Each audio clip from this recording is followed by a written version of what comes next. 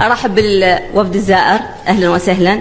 سيادة الرئيس، ذهبنا كبرلمانيين إلى موقع الحادث وطلعنا على بعض الأمور في عيوننا وشفنا موقف مؤلم بصراحة.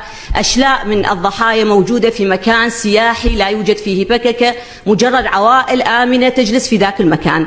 وأيضا اطلعنا على المستشفى وشفنا حجم الكارثة، ونشكر أيضا تعاون أهالي إقليم كردستان مع ذوي الضحايا والضحايا في هذا الموضوع.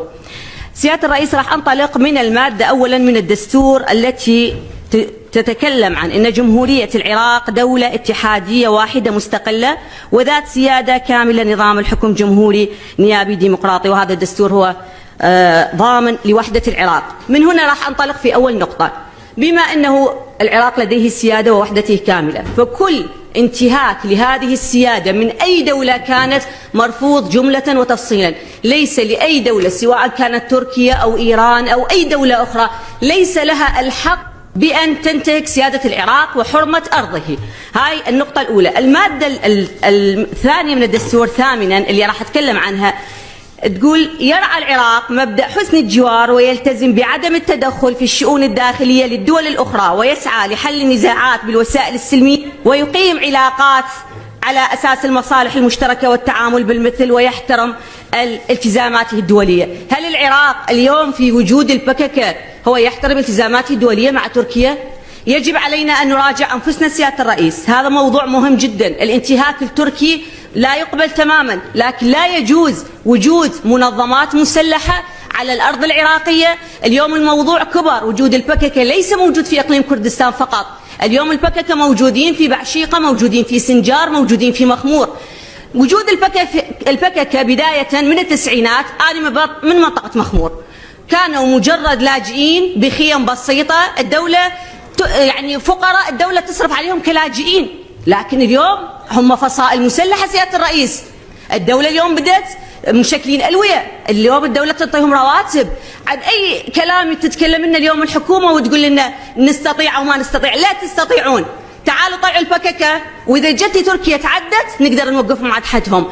أنا مو جاي أتكلم عن موضوع، هذا موضوع كارثي. اليوم البككة دخلوا بإقليم كردستان، بعدها اجوا النينوى، بعدها راحوا بكركوك، باكر يجون بالنجف وكربلاء أيضا. سيادة الرئيس، الموضوع الثالث موضوع التدخلات السياسية.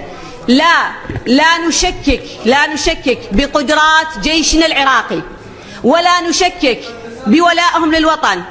سيادة الرئيس، لا نشكك بقدرات جيشنا العراقي، لديهم صولات ولديهم جولات، ولا نشكك بقدراتهم على إخراج البككة أو العناصر التركية كجيش تركي من العراق أو عناصر أخرى. هناك تدخلات سياسية.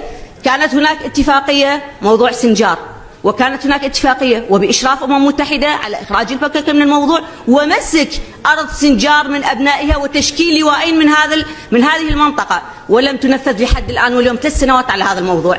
لدينا عمق 7 كيلومتر إلى 8 كيلومتر يدري السيد وزير الدفاع بين مخمور جبال قرطشوق وبين الجيش. هذا موضوع، هذا فارغ. شكلنا ألوية 2 ولحد الآن لم تدخل هذا الاتفاق ضمن التنفيذ. إذا كل ما الحكومة تتفق في موضوع وتجي التدخلات السياسية تنطي رأيها وتوقف هذا الموضوع، كيف راح احنا نبني البلد؟ يكون هناك حكومة إقليم كردستان ترحب بالتعاون مع الجيش العراقي، ولديهم تعاون كبير في مناطق مشتركة، ويدري السيد الوزير نرحب بالتدخل ونرحب بالتعاون، لكن على أن يكون التعاون بإخراج البككة أولا، ومن ثم إخراج الجيش التركي ثانيا. شكرا جزيلا.